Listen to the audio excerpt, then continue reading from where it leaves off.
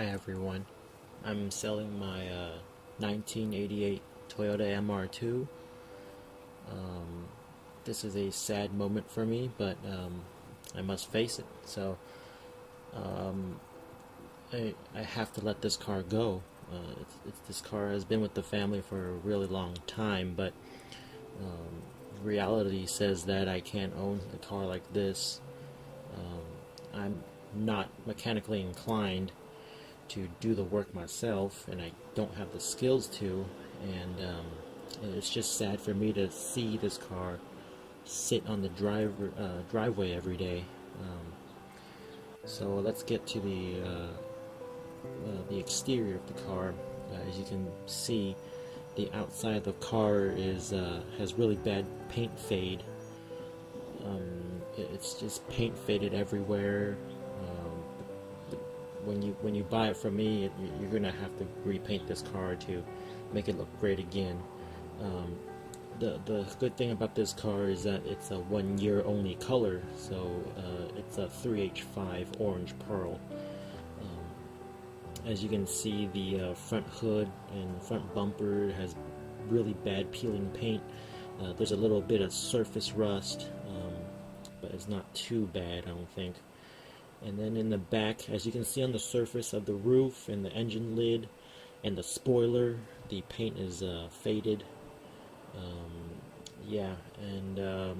But the body should be pretty straight. And looking down at the exhaust, there's no tips because the exhaust was once changed in its life because of a rock or something that penetrated the exhaust. And so let's go into the interior and see. Door locks all work, all locks work. I have a couple of keys, one main key and a couple spares. And getting inside the car, you can see there are lots of, it's not the cleanest interior, but it's something that you would expect in a 30-year-old car. It has 158,654 miles. Not too high for its age, but being that it's sat for 9 years or 10 or almost a decade actually, it should be pretty good. The interior is the most basic interior that this MR2 has. It's all the one-piece seats and pretty much all original. Original cassette deck. Has a cracked dash. I'll provide you with another gear, the taller shift knob if you want. Actually, that'll be included with the sale. I found the ashtray cover to cover up the missing ashtray cover, of course. And pretty much everything is there. It's just that I have extra parts for you. It's just I spent a lot of money on those parts too, a couple hundred. Just on parts alone that you see in the passenger seat. So opening up the engine bay, you can see the battery isn't there because it's disconnected since it's sat. So otherwise the engine bay isn't the cleanest, and due to overheating before it sat, I think the hose got brittle off the coolant reservoir. So I have a spare, so don't worry about that. That'll be included with the sale. As for everything else, the engine itself is, it ran good before it sat, so there's not much to worry about. But if you're going to buy this car, you're looking at an engine rebuild anyway. This car is sat way too long to be a reliable daily driver or something you would take on a long road trip. Unless you rebuild it. Otherwise, the engine is just full of leaves and everything. I clean it once in a while, so it shouldn't be that bad. Moving to the oil cap, I'm trying to show you here to see if there's any, the milky white stuff that may indicate a head gasket failure or anything, which obviously this car doesn't have. Everything looks pretty good. You can see those cam lobes over there. Looks pretty actually. So They're not really that bad or that dirty, so an oil change might do the job actually. So let me show you some other footage of the engine real quick. So moving up the spark plug wires, yes, they're kind of contaminated with probably water that has accumulated from you washing this car over the years. You can just remove the valve covers and just simply clean it, and it should be okay. Otherwise, it's about the same for each one. This one has these rubber seals stuck inside, but I can just take it out. If you're really paranoid, you can get a new set of ignition wires or whatever they're called. Like I said, this is pretty dirty, but inside you can just scrape some of it off and just clean it off pretty easily. These spark plugs, they don't have any. I'm not sure if that's coolant or antifreeze in there, but it doesn't really look like it, so I'm not sure.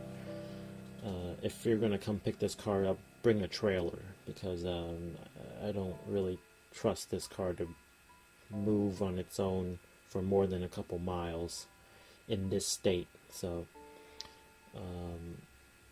yeah, and oil hasn't been changed since it sat, so it's been a good decade. So basically just listen to my advice and bring a trailer. Otherwise, the engine was all mechanically sound before it sat, and everything looks pretty decent for its age, not too dirty. But anyway, looking inside the trunk here, there's only one thing that really bothers me is the rust.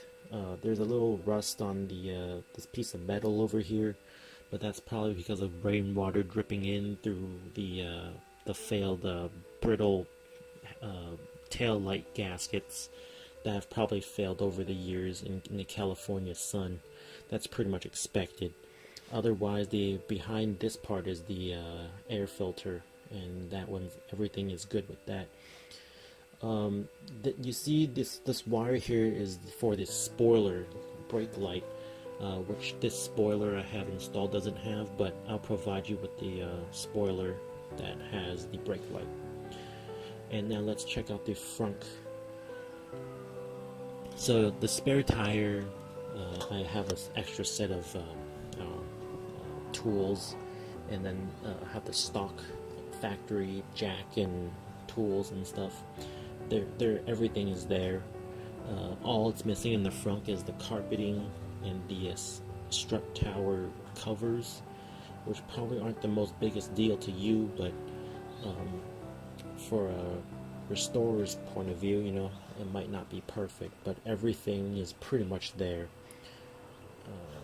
So if you take a look at the bumper out here, the lip is cracked. I have another set of lip, and the bumper just needs a good repaint, and actually the whole car needs a good repaint. But in terms of the body, it is pretty straight. It's not too bad. There was probably an accident involved in the front, front left corner of the car. So that's why the headlights are kind of misaligned, but that should be pretty easy to fix once you realign it, and probably just bend something here and there. I'm not too sure. But otherwise, if you take a look at the car, it's just paint fade. Everything else is pretty okay, pretty straight. And here are some extra parts that I'll give you. For example, wipers, the lip itself I purchased for over $100. You got an extra tail lamp for the left side, since that one has a hole in it, and you get extra things that I've shown you before. Now for the tires, they have lots of thread left, but honestly you might as well just get newer tires. These tires are 10 years old. They've been bought new at Costco for about I don't know, $70 each, These are Michelin Exaltos, or whatever, I forgot what they're called, but these are decent tires. And there's not too bad sign of dry rot or whatsoever, but I don't know, just replace it anyway. Tires aren't that expensive. If you're just gonna daily this car, you can just buy a cheap set of tires and it'll last you a long time. As for the underside of the car, it's rust free, honestly. Like, this is probably for 158,000 miles. I mean, this car isn't really driven in any kind of severe weather other than rain, so there's not going to be rust down here, or too bad of rust down here. Transmission and engine's all in good shape.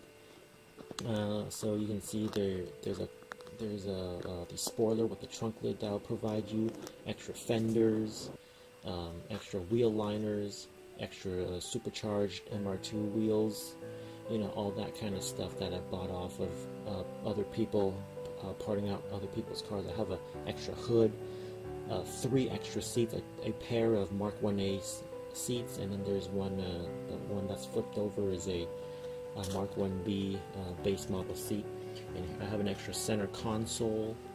I have the original bra. It's not Toyota bra, but either way. I even washed this car for you after I shot the last clip. Right now you can see me washing it for you, so it's going to be clean for you to load onto your trailer. So yeah, basically this car has to go. I need to get a new car to be more reliable daily. This car has sat too long. I don't want to spend money to fix it up. It's going to cost way too much. Rebuilding it's going to cost at least $3,000, and then the paint is going to be at least $3,000 as well. So putting $6,000 into a car that doesn't really have much value, or something you can just get on Craigslist for about $3,000, I mean, might as well just sell it. So I'm going to sell it for $1,000. That's about the same price the government wants the car for the Cash for Clunkers program. So $1,000, and this car is yours.